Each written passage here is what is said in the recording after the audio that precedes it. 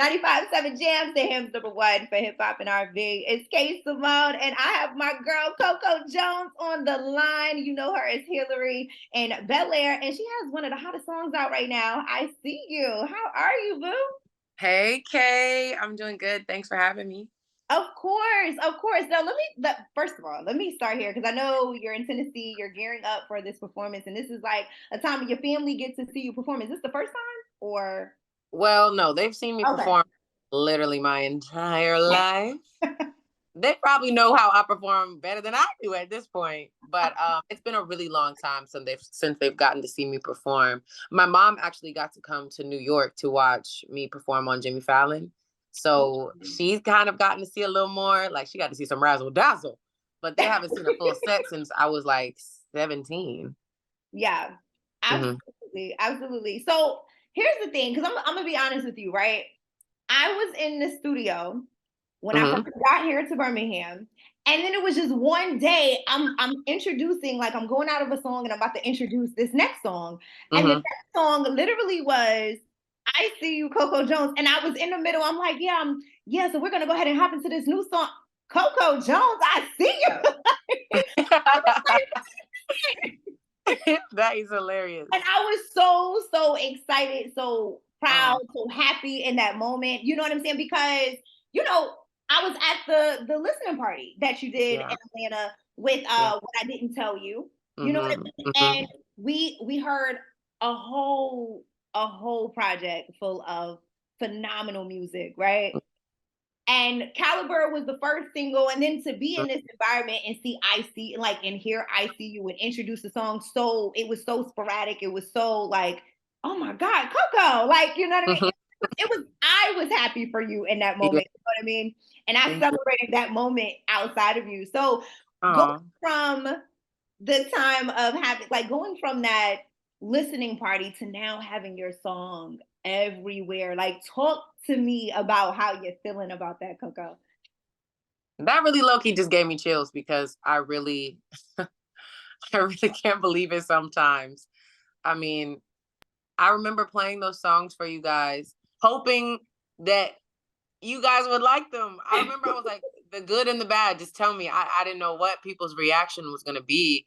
And so to see the world reacting to my music and my project and all of the support, I just, it's hard to grasp. It's just so wonderful. I'm just Yeah. so happy. I'm grateful. Absolutely. You know, and I love this for you. I love this for Thank you. you. You know, you're shining as an actor and then you're also shining as an artist. What is Mhm. it like, you know, being in both industries? Like what do you feel like is different in both industries, or what do you feel like is the same, you know, in the music industry and in the acting industry? Well, they both are very competitive. They Mhm. both are very appearance based, and I wish it was more talent based. And they both, I feel like, are draining. Acting is draining when you're auditioning over and over again because you basically have to act like you're going to get this job when 9 times out of 10 you will not, because that's just the odds of it. Yeah. But you don't want to act, you don't want to not give it your all, and then that was that job that's yours. So it's just so draining to even get to the right job. Then when you get it, you working for 12 hours a day minimum to do these scenes. Music is draining in its own ways because there's a lot of there's a lot of different motives for why people are doing whatever they're doing. You got to stay on your toes, like, and it's kind of a survival of the fittest type thing. And then you also have to be very confident that you are a great artist even when you have no song out. You have to sell that you have to be your own marketing and convince people. And then when you get there and you do something good, you want to keep doing that. And now it's Absolutely. like, okay, now you compete with yourself. But the great thing about them is they're such different forms of creative expression. If there's something that I want to do that I wouldn't do personally, I might get to act and do it. And then I get to live that experience, and it keeps me from like wilding out. Or if I want to say something, I can be myself behind a mic and say whatever I want to say. And it's accepted. I don't have to play any character. they're both different ways of creative expression that are very like kind of therapeutic in a way. Totally resonate with that 1,010%, which is like kind of the reason why I'm like, I like the radio aspect more so than the TV Mm-hmm. aspect. Because, TV, Mm-hmm. you got to be yourself through someone else's words at the beginning stages, right? When Yeah. I first started. And then radio was just, I can be myself, in a Mm-hmm. short amount of time, but I could still just be me. So I definitely resonate with that 1,010%. So with that being said, talking about these auditions though, right? Because I'm seeing so many things about you taking on the role as Hilary, um, Mm-hmm. and you're doing a phenomenal job. Okay, I love Hilary. I love the spin on Hilary this go round, right? So Mm-hmm. when we're talking about being Hilary, what was some of the things that What were some of the challenges that you overcame in the process of auditioning for the role Hilary? Because as it pertains to the acting industry, you got to fit in the box that you don't know if you actually fit in or not, right? So what was the initial thing that made you say, all right, I can overcome this and audition for this role? Honestly, I give a lot of credit to my acting management because I didn't even want to audition for Hilary. I'm Really? like, what is a reimagining? They're doing the same thing over. I do not look like the first Hilary. Please do not make me do this, y'all. Like, don't sign me up for this rejection. I don't want to do it. I was like, can I read for Ashley? And they're like, girl, Ashley is 12. Read for Hilary. And I just did. I mean, I didn't have any expectation that I would fit the role. I was like, I don't even think I'm bougie. And my friends were like, yeah, you're a little bougie. You can try. I was like, okay. But honestly, that just shows me one, like, what's for you is really for you. And Mhm. also, there should be no limiting doubts put on myself. If I'm going to have a life, I should be able to think and believe for anything that I want. Because why would I put a limit on my own life? It's me messing up me. That's whack. But yeah, that was my initial issue was even just trying out. I didn't want to try out just to get rejected. But I ended up talking to Morgan Cooper after my first audition, and he kind of like knew me already. He knew of me, and he Mhm. wanted me to just be me. And I'd never ever heard a casting person say that ever. So it just changed my perception. I got to literally be outside of the box for the first time in my entire acting career. Absolutely. And here's the thing, because I was gonna touch on, Morgan Cooper actually coming up to you to say, hey, I need you to be yourself, right?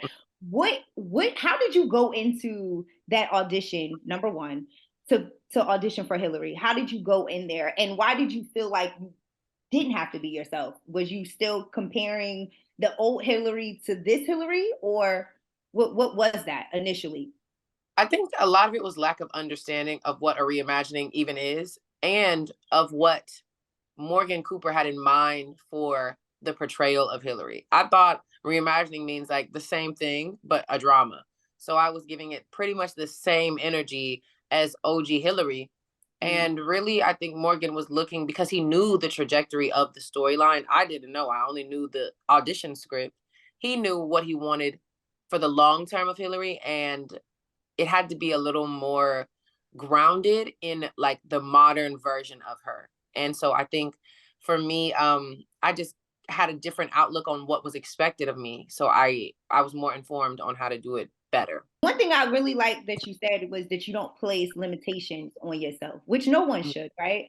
And with Mhm. your father being a professional football player, Mike Jones, I know you said that watching him walk in his passion fuels your determination, right? It fuels you. So, of course, having somebody like that around you and having somebody like that you look up to, you can't give up on yourself. So when you do have, go ahead. I'm so sorry. What was you about to Oh say? no, no, no. Go ahead, go ahead. Okay.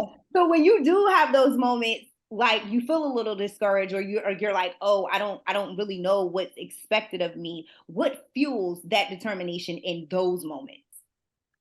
I didn't get to watch my dad play football, but I get to watch his entire spirit light up when he talks about his experiences, even with all the cons, the injuries, and the competition of it all. He just, it's the best times of his life. And for me, I was always scared of walking away from the possible best times of my life. I was so scared of missing out on what could be because of Yeah. what I couldn't see in front of me. I just couldn't do it. I wasn't able to be that girl who said, well, what would have happened if, like, no. I would know exactly what happened because I would be there and riding it till the wheels fall off. I just have to do it. I totally get that 1,010%. Now, here's one thing I definitely want to touch on before we wrap up here. Okay. Mm-hmm. Being a Disney child star, so growing up in front of our eyes to now becoming Coco Jones. All right. I think it would be a great 360 moment for you to go back and play a princess, a Disney princess.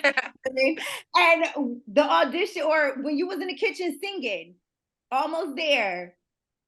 Princess Tiana's almost there. Mm-hmm. What was you cooking? What were you actually cooking in the kitchen?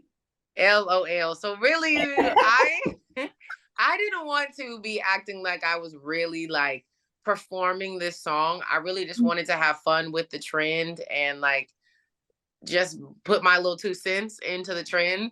I was making eggs, but I was also trying to remember the lyrics to the song. So I put hella salt in those eggs. They were barely edible.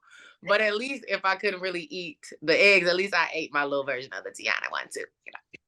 Period. And I like it. I love it. And like I said, I could see you being a Disney princess, and that would be a full circle moment for you. Right. You know what I mean? And just to wrap things up on the album, what I didn't tell you, what do you feel like in this new journey that you didn't tell your fans, or you didn't tell the people that's watching you? What do you feel like you want to tell them that you didn't? Well, I think with the EP, what I didn't tell you, I really meant like these are the introduction stories. If you're just hearing of me through Bel-Air, if you're just coming across my song on your playlist and you don't know me, my fans, they do kind of know me low key.